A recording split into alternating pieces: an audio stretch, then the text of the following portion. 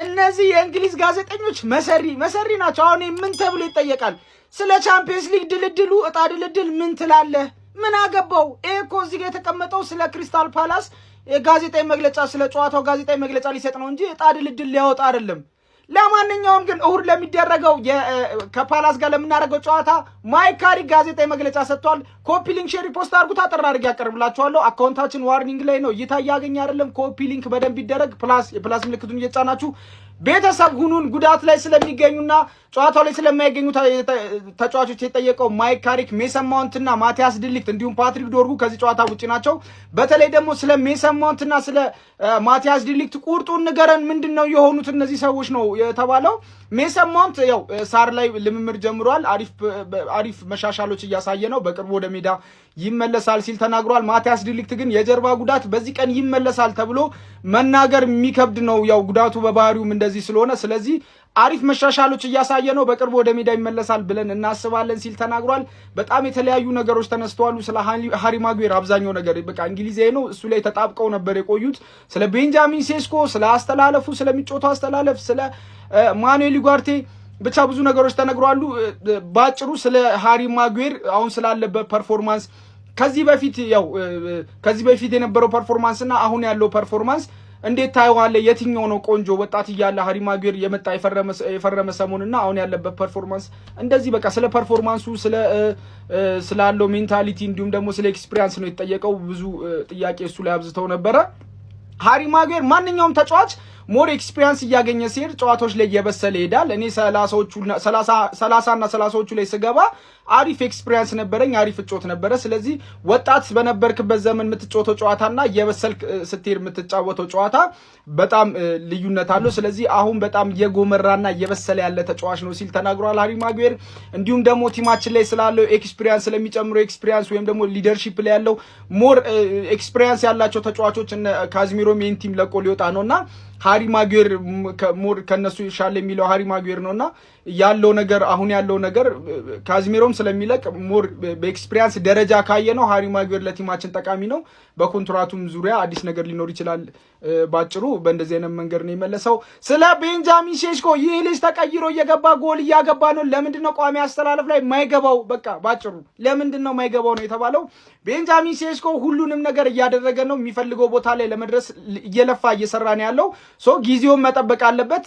በዚህኛውም ጨዋታ ቋሚ አስተላለፍ ላይ ሊገባ ይችላል።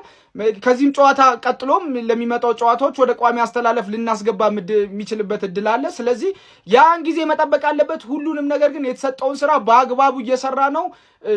አሁን ባሉን ተጫዋቾች ግን ደስተኛ ስለሆነ ነው ማለት ሮቴሽን ያስፈልጋል እናውቃለን። ግን ደግሞ አሁን ያለው ነገር ሁሉም ነገር ደህና ነው። ስለዚህ ቤንጃሚን ሴስኮን ግን በቅርቡ ወደ ቋሚ 11 ውስጥ እንመልሰዋለን። ያኔ የራሱን ማንነት ያሳያችኋል። ማን እንደሆነ ቤንጃሚን ሴስኮ ያኔ ታያላችሁ ሲል ተናግሯል ማለት ነው። እንዲሁም ደግሞ ስለ ማኑኤል ኡጋርቴ እሱም ቢሆን የመሰለፍ እድል እያገኘ ስላልሆነ ስለ ማኑኤል ኡጋርቴስ ምን ትላለን የተባለው።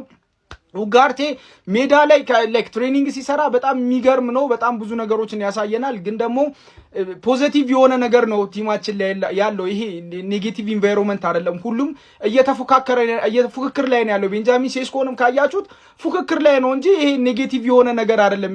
ተቃርኗችን ኔጌቲቭ አይደለም። ስለዚህ ሁሉም ፖዚቲቭ በሆነ ወይ እየተፎካከሩ ነው የሚገኙት። የነሱን የሚሉትን ነገር ወይም ደግሞ የራሳቸው ታይም ሲኖራቸው የራሳቸውን ብቃት ሜዳ ላይ ደግሞ በደንብ ያሳዩናል። ቤንያሚን ሴስኮም እንደዚህ ነው እያደረገ ያለው። ስለዚህ ማኑኤል ኡጋርቴም ቢሆን በሚሰጠው ሰዓት እድሉን ተጠቅሞ የራሱን ነገር ማሳየት አለበት። ሜዳ ላይ ትሬኒንግ ላይ ግን የሚያሳየን ነገር በጣም ድንቅ ነው። የሚገርም ፕሮፌሽናሊዝም ያለው ተጫዋች ነው። እኔ በጣም ነው የምወደው ሲል ተናግሯል ማለት ነው ማይክ ካሪክ። ሌላኛው ደግሞ ስለ ቻምፒየንስ ሊግ ዕጣ ድልድል ምን ትላለህ ነው የተባለው። እዚህ ጋር ምንም የማይሰራ ጥያቄ ነበረ፣ ግን እኛ መኖር የነበረብን ቦታ ነው ይህ ቦታ። አሁንም ቢሆን ምንም እንትን የሚል ነገር የለውም። ቀጥታ ቀጣይን ጨዋታዎች የምናደርገው የቻምፒየንስ ሊግ ጨዋታዎች ላይ ለመሳተፍ ነው፣ የአውሮፓ ውድድሮች ላይ ለመመለስ ነው። ስለዚህ ስለ ድልድሉ ምንም ምለው ነገር የለም። እኛ እዚህ ቦታ ላይ መኖር ነበረብን፣ ድሮ የሚያደርግነው ነገር ነው። ስለዚህ ይህንን ተለምዶ ለመመለስ ነው እየሰራን የሚገኘው። ስለዚህ ቀጣይ ዓመት ወር ደግሞ በሚመጡት ዓመታቶች እዚህ ቦታዎች ላይ ተሳትፈን የተለየ ረዥም ርቀት ሄደን እናሳያለን ሲል ተናግሯል ማይክ ካሪክ። ሌላኛው ደግሞ ስለ ቲሙ ወይም ደግሞ ስለ ስኳድ ሴሌክሽን የተጠየቀው በተለይ ደግሞ ያለፉትን ጨዋታዎች አብዛኞቹን ጨዋታዎች በተመሳሳይ ፎርሜሽን በተመሳሳይ ተጫዋቾች ነው እየተጫወተ ያለውና ይሄንን እንዴት ሊድ ማድረግ ወይም ደግሞ እንዴት እንትን ማድረግ መቆጣጠር ቻልክ ነው ባጭሩ። ምክንያቱም ሌላ ቤንች የሆኑ ተጫዋቾች እንዴት ጥያቄ አያነሱም በዚህ ስኳድ ላይ ሁሌም ቢሆን ተመሳሳይ ፎርሜሽን በተመሳሳይ ጨዋታ ተጫዋቾች ነው እየተጫወተ ያለው። ይሄንን እንዴት መምራት ቻልክ ነው የተባለው። እንግዲህ ማይክ ካሪክ ቀላል ነገር ነው። አሁን ያለው ፐርፎርማንሳችን በጣም ቆንጆ ነው፣ ግን እናንተ እንደምታስቡት ተመሳሳይ ፎርሜሽን ወር ደግሞ ቀጥ ያለ ነገር አይደለም። ሁሉም የራሱ የሆነ የጨዋታ ዜዎች አሉ። ሉክሾ የራሱ የሆነ ያጫወት ጨዋታ አለው። ሁሌ እንደምታስቡት ፉልባክ አይደለም የሚጫወተው።